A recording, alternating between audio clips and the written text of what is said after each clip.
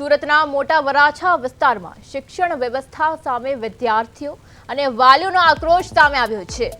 શાળા નંબર 354ના અંગ્રેજી માધ્યમના અંદાજે 320 વિદ્યાર્થીઓ છેલ્લા 5 વર્ષથી ત્યાં અભ્યાસ કરી રહ્યા હતા, પરંતુ તંત્ર દ્વારા લેવાયેલા એકાએક નિર્ણયથી આ વિદ્યાર્થીઓને દૂરની શાળા નંબર 309માં સ્થળાંતરિત કરી દેવામાં આવ્યા છે। સૌથી મોટી ચોંકાવનારી બાબત એ છે કે 14 મેના રોજ નિર્ણય લેવાયો હોવા છતાં વાલીઓને આ બાબતે 2 જૂનના રોજ જાણ કરવામાં આવી હતી। વાલીઓનો આરોપ છે કે વહીવટી તંત્રએ તેમની સંમતિ લેવાની તસદી પણ નથી લીધી। શાળા દૂર હોવાને કારણે વિદ્યાર્થીઓને શાળાએ પહોંચવામાં ભારે મુશ્કેલીઓ પડી રહી છે, જેને લઈને વાલીઓ અને વિદ્યાર્થીઓ હવે ઉપવાસ આંદોલન પર ઉતરી આવ્યા છે। વિદ્યાર્થીઓ પોતાની જૂની શાળા છોડવા તૈયાર નથી અને તંત્રના આ મનસ્વી નિર્ણયનો ઉગ્ર વિરોધ કરી રહ્યા છે। ખાસ કરીને જેવી રીતે આ મોટા વરાછા શાળામાં સ્થળાંતર સામે આવ્યું છે, વિદ્યાર્થીઓનો આક્રોશ જેવી રીતે જોવા મળી રહ્યો છે। 320 વિદ્યાર્થીઓને દૂરની શાળામાં મોકલી દેવામાં આવ્યા છે અને વિરોધ જેવી રીતે તેમના દ્વારા કરવામાં આવી રહ્યો છે। તંત્રના નિર્ણય સામે વાલીઓ મેદાને પણ ઉતર્યા છે। નિર્ણયની જાણ મોડી થતા વાલીઓમાં પણ ભારે રોષ જોવા મળી રહ્યો છે। આ નિર્ણય 14 મેના રોજ લેવામાં આવ્યો હતો, પણ તે છતાં વાલીઓને આની જાણ 2 જૂનના રોજ કરવામાં આવી હતી અને જે ક્યાંક ને ક્યાંક તંત્રની બેદરકારી દર્શાવી રહ્યું છે અને તેમણે એટલી પણ તસદી ના લીધી કે તેઓ વાલીઓને પહેલાથી જાણ કરી રાખે। આ નિર્ણય તો તેમણે ખોટો લીધો જ હતો, પણ તે બાદ તેમણે જાણ કરવાની પણ તસદી ના લીધી, જે ચોક્કસપણે તંત્રની બેદરકારી તો દર્શાવી જ રહ્યું છે। ત્યારે હાલમાં આપ જે સ્ક્રીન પર જોઈ રહ્યા છો, વાલીઓ અને વિદ્યાર્થીઓ દ્વારા જેવી રીતે વિરોધ પ્રદર્શન કરવામાં આવી રહ્યું છે તે ચોક્કસપણે દેખાઈ રહ્યું છે સ્ક્રીન ઉપર।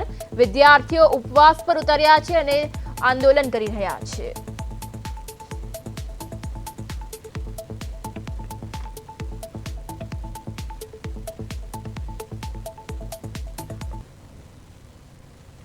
ત્યારે આજ સાથે આપણા સંવાદદાતા અરવિંદ રાઠોડ આપણી સાથે લાઈવ જોડાઈ ગયા છે। જી અરવિંદ, જેવી રીતે અત્યારે આપ સ્થળ પર ઉપસ્થિત છો, ત્યારે હાલમાં જેવી રીતે 5 વર્ષથી ભણતા વિદ્યાર્થીઓને દૂર મોકલી દેવામાં આવ્યા છે, ત્યારે હાલમાં તે આ કેવો વિરોધ થઈ રહ્યો છે?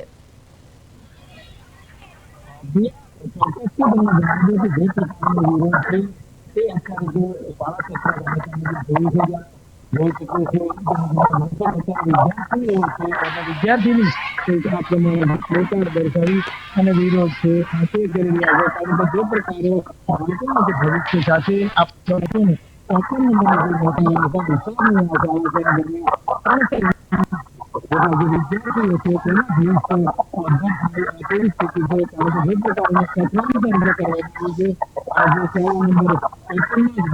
અંગ્રેજી માધ્યમ ચાલુ રાખવામાં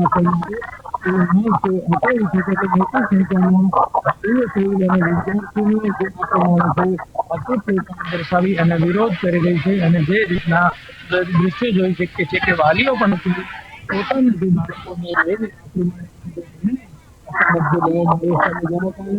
વાલીઓ પણ આ પ્રમાણે છે બેઠા છે અને જે રીતે વિદ્યાર્થીના જે ભવિષ્યને લઈને ચોક્કસ વાલીઓની ચિંતા આમાં વધારો થયો છે, ત્યારે આ નિર્ણયને બદલવામાં આવે અને જે પ્રકારે આવશે એ તમને મંજૂર નથી અને ચોક્કસ આ પ્રમાણે વાલીઓ છે જોઈ શકે છે તે મુજબ કે પોતાના જે બાળકોને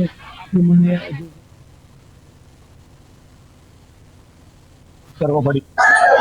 ભણશે ગુજરાત રમશે ગુજરાતની સરકારની વાતો વચ્ચે જે પ્રકારે મોટા વરાછામાં અભ્યાસ કરવા માટે એટલે કે ભણતર માટે વિદ્યાર્થીઓ ઉપવાસ કરવા પડી રહ્યા છે। જે પ્રકારના દ્રશ્યો જોઈ શકીએ છીએ કે આ મુજબના અલગ અલગ જે પ્લે કાર્ડો દર્શાવી અને જે રીતના વિદ્યાર્થીઓ છે તે પોતાની રીતે ઉપવાસ ઉપર ઉતર્યા છે। અને ખાસ કરીને મોટા વરાછા વિસ્તારની જે શાળા છે 354 નંબરની અંગ્રેજી માધ્યમના વિદ્યાર્થીઓને અચાનક જ જે સ્થળાંતર કરવામાં આવ્યા છે અને જેને કારણે જે રીતના દ્રશ્યો જોઈ શકીએ છીએ કે આ પ્રમાણે વિદ્યાર્થીઓ હાલ પોતાની જે આ જૂની શાળા છે તે છોડવા તૈયાર નથી અને જે રીતે વાલીઓની સંમતિ લીધા વગર જ મનસ્વી રીતે જે નિર્ણય લેવાનો પણ આરોપ લાગી રહ્યો છે।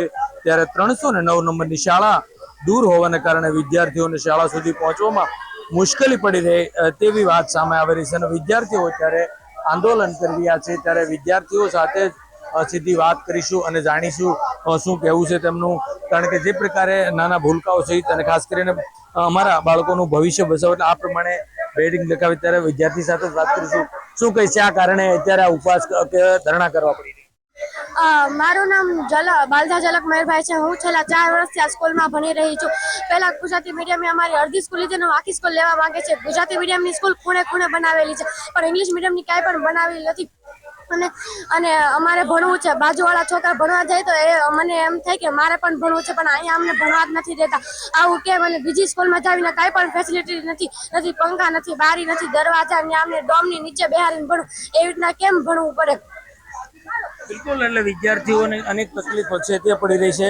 બીજા વિદ્યાર્થી સાથે વાત કરીશું. વિદ્યાર્થીની સાથે શું કહીશ બેટા, શા કારણે આ રીતે તમારે બેસવું પડે? મારું નામ સોજિતાની પરેશભાઈ છે. હું ધોરણ 7માં અભ્યાસ કરું છું. છેલ્લા હું 2 વર્ષથી 354 અંગ્રેજી માધ્યમમાં ભણું છું. હું પ્રાઇવેટ સ્કૂલ છોડીને આ પ્રાઇમરી એજ્યુકેશન માત્ર લેવા આવી હતી. મારે સીએ બનવું છે, પણ આવી રીતના અત્યારે ધકેલવામાં આવ્યો તો મારી ડ્રીમ કઈ રીતના પૂરી કરવી, મારા માતા પિતાની લાગણી કેવી રીતના પૂરી કરવી, એટલે અમે તક માંગી છે કે અમને અમારી માંગણી પૂરી કરાવો. છેલ્લા 2022 થી આ સ્કૂલ ઇંગ્લિશ મીડિયમની જ બની હતી અને ગુજરાતી મીડિયમની સવાર પાળી બની હતી. તો પણ ગુજરાતી મીડિયમની બપોર પાળી બનાવવામાં આવી છે અને અમને ધકેલવામાં આવ્યા છે. અમારી ઓફિસને લોક કરીને એ લોકોને એડમિશન લેવામાં આવ્યા છે અને અમારા પ્રિન્સિપલને 700 બાળકોનું એડમિશન પેન્ડિંગ હતું તો પણ અમારું નથી લેવાયું. અને જે ગુસાઈજી સ્કૂલ છે 309 રામચોકે, ત્યાં એ સ્કૂલમાં અમને ધગધગતા પતરાના શેડ નીચે બેસાડીને ભણાવવામાં આવે છે. અમારા પેરેન્ટ્સે કીધું કે તમે અહીંયા કેમ ભણાવો છો, તમે ક્લાસ આપો અમારા સ્ટુડન્ટને. તો એણે એમ કીધું કે અહીંયા તો પ્રાર્થના કરાવી છે. એને જ્યારે બીજા દિવસે અમે ગયા ત્યારે અમને ત્યાં ભણાવતા હતા અને અમારે જ્યારે સ્કૂલ ખુલવાના 5 દી બાકી હતા ત્યારે અમને જાણ કરવામાં આવી કે તમારું સ્થળાંતર છે. અને અમારા પેરેન્ટ્સ 5 દી થા કાળા તડકાના અમે અમારા પેરેન્ટ્સ અમે આંદોલન કરી છે. કોઈ અમારા સામે એક્શન નથી લેતું, કોઈ અમને રિસ્પોન્સ નથી દેતું, કોઈ અમને જવાબ નથી દેતું. આ કાળા ધગધગતા તડકામાં કોઈ પણ બીમાર થયું તો કોઈને પણ કાંક થઈ ગયું તો ના અમે જિમ્મેદાર, ને અમારા પેરેન્ટ્સ આ શિક્ષણ મંત્રી જિમ્મેદાર છે. અને અમે સીએમ ભૂપેન્દ્રભાઈ પટેલને એક કરગરીને પ્રાર્થના કરવી છે કે અમને માંગ આપો, અમારી માંગણી પૂરી કરો. અમારી નાકે નાકે ગુજરાતી મીડિયમ છે, શું નાકે નાકે ઇંગ્લિશ મીડિયમ છે? નહીં, ઇંગ્લિશ મીડિયમ નાકે નાકે નથી. જે સ્કૂલ છે 309 માત્ર ગુજરાતી મીડિયમની જ હતી, તો એને મોકલો ને, અમને શું કામ મોકલવા માંગો છો? અને અમારા 7th ક્લાસે ઈશ્યુ એમને નડી ગયા. અમારા 300 બાળકોનું ભવિષ્ય બગાડવા માંગે છે. 300 બાળકોનું ભવિષ્ય એમના હાથમાં છે, તો એ હું બગાડી નાખવાનું? અમારી ડ્રીમ હોય ને કાંઈક બનવાની, તો પણ આ લોકો અમારો ન્યાય નથી એક્સેપ્ટ કરતા. અમને રિસ્પોન્સ જ નથી દેતા. એના માટે શિક્ષણ માટે અમારે અહીંયા જે કરવાનું છે ને અમે શું અમે ધારણા કરશું, પણ જ્યાં સુધી અમને અહીંથી એન્ટર નહીં થતી સ્કૂલની અંદર ને અમને ભણાવશે નહીં ત્યાં સુધી અહીંથી અમે હલવાના જ નથી. ચોક્કસથી રોજ સાથે જે રીતે વિદ્યાર્થીની જણાવેલી છે, સાથોસાથ વાલીઓ પણ છે તે અત્યારે આ રીતે ઉપવાસ ઉપર ઉતરી ગયા અને જાણે જે રીતે 320 જેટલા જે વિદ્યાર્થીઓના ભવિષ્ય ઉપર જે સીધી અસર પડી રહી છે અને જેને કારણે વાલીઓ પણ આ પ્રમાણે તે ઉપવાસ ઉપર ઉતર્યા છે અને જોઈ શકશે છે કે મોટી સંખ્યામાં વિદ્યાર્થીઓ અને વાલીઓ બેઠા છે. ત્યારે અહીંથી આપણે વાલી સાથે જ વાત કરવાનો પ્રયાસ કરીશું. શું કહેશો, શા કારણે આ રીતે ભણવા માટે એક તરફ રમશે ભણશે ગુજરાતની વાતો વચ્ચે શું કહેશો? છેલ્લા 5 વર્ષથી આ મોટા વરાછા વિસ્તારમાં સુદામા ચોક નજીક જે તાપી મૈયા સ્કૂલનું નામ આપવામાં આવ્યું છે, આ જ નાના નાના ભૂલકાઓથી એમના કંકુ પગલાથી આ સ્કૂલ ચાલુ કરવામાં આવી હતી. નગરપાલિકા શિક્ષણ સમિતિના નેજા હેઠળ આ સ્કૂલ ચાલે છે, જે એજન્ડામાં પણ છે કે અંગ્રેજી માધ્યમની શાળા છે. પરંતુ અચાનક જ તે આ સ્કૂલના આચાર્ય અને શાસન અધિકારીઓ અને નગરપાલિકા શિક્ષણ સમિતિના ચેરમેનોને અચાનક આત્મજ્ઞાન થાય છે કે બાળકોનું સત્ર ચાલુ થવાનું હતું વેકેશન બાદ. તો અચાનક આત્મજ્ઞાન એવું થાય, 4 દિવસ પહેલા વાલીઓને એવો પત્ર મળે છે કે તમારા બાળકોને હવે તમારે 354 નંબરની સ્કૂલમાંથી 309 નંબરની સ્કૂલમાં ટ્રાન્સફર કરવામાં આવે છે. હવે અહીંયા 350 બાળકો ભણતા હોય અને 309 નંબરની સ્કૂલમાં આ બાળકો ટ્રાન્સફર પણ વાલીઓ થાત, પરંતુ આપ 309 નંબરની સ્કૂલ પણ આ શિક્ષણ માફિયાઓને એટલે કે શાસન અધિકારી હોય, નગરપાલિકા શિક્ષક સમિતિના ચેરમેનો હોય, આ શિક્ષણ ડિપાર્ટમેન્ટના એટલે કે આ ગુજરાત સરકારના જે કાંઈ શિક્ષણ મિનિસ્ટર હોય એમને પણ બતાવો કે આધુનિક સ્ટ્રક્ચરથી આ સુરતમાં 22 નંબરની એટલે કે 22મી સ્કૂલ હતી, જેમાં ફર્સ્ટ નંબર આ સ્કૂલનો આવે. જ્યારે આ બાળકો અને વાલીઓ પોતે પ્રોત્સાહન થઈ ગુજરાત સરકારના શિક્ષણ ડિપાર્ટમેન્ટને પ્રોત્સાહન કરવા માટે પોતે સ્વ અભિયાન ચલાવી અને બાળકોના એડમિશન લીધા હતા. પરંતુ આ છેલ્લા 3 વર્ષથી આ સ્કૂલમાં અંગ્રેજી માધ્યમમાં આ આચાર્ય એડમિશન પણ 1 થી 3 ધોરણ લેતા નથી.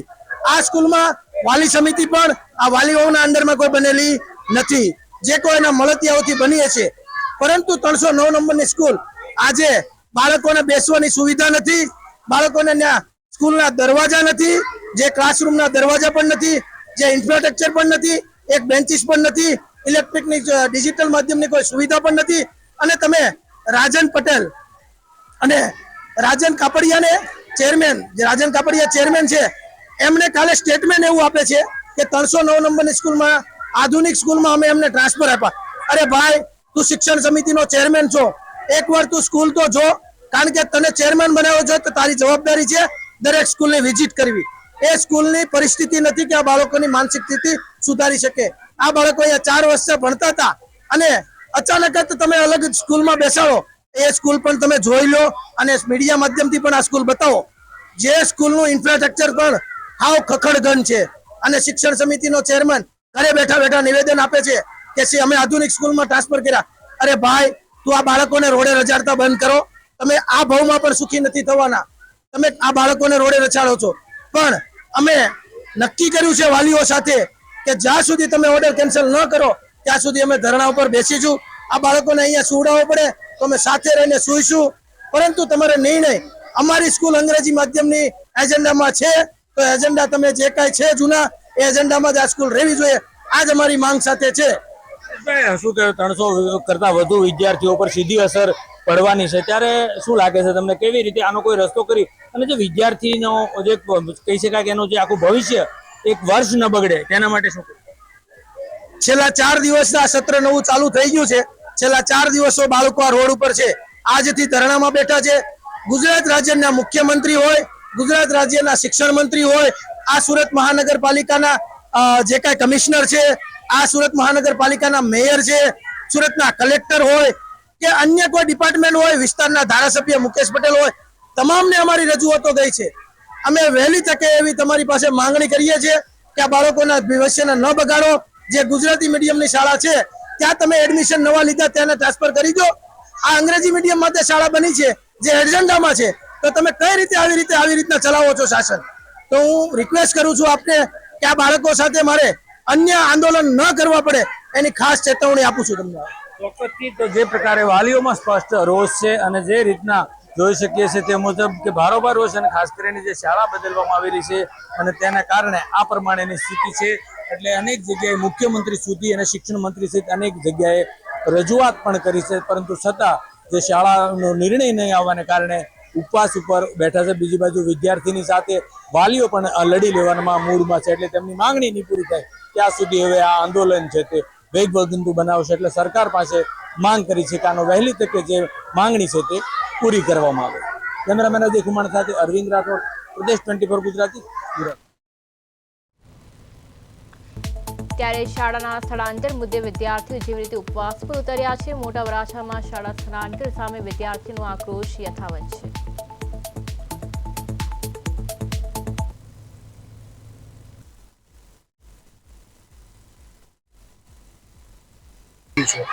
સત્ર ચાલુ થવાના 2 દિવસ અગાઉ પેરેન્ટ્સને જાણ કરવામાં આવે છે કે આ સ્કૂલ હવે 309માં અહીંથી ટ્રાન્સફર કરવામાં આવે છે. કેમ એવું તો શું આત્મજ્ઞાન થયું આ લોકોને કે તાત્કાલિકના ધોરણે આ સ્કૂલ ત્યાં ટ્રાન્સફર કરવામાં આવે છે.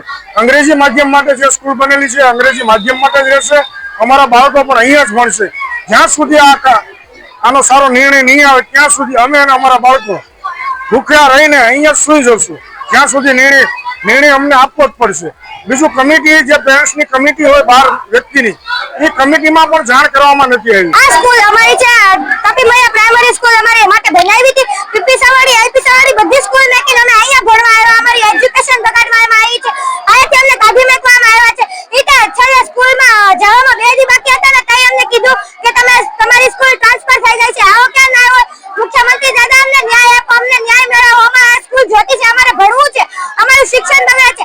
છેલ્લા 5 દિવસથી બધા આયા ધગધગતા પતરાના નીચેથી બેહી ન્યાય કરવી છે ને ધક્કા ખાય છે. પેરેન્ટ્સો આમ તેમ કરી ભાગા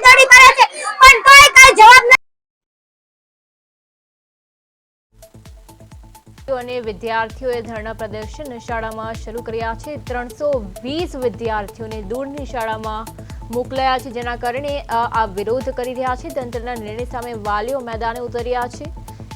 14 મેના રોજ આ નિર્ણય લેવામાં આવ્યો હતો, પણ તે છતાં આ જાણ વાલીઓને ચેક જૂનમાં કરવામાં આવી હતી, જે ચોક્કસપણે તંત્રની બેદરકારી દર્શાવી રહ્યું છે અને તેમણે એટલી પણ તસદી ના લીધી કે તેઓ વાલીઓને જાણ કરે.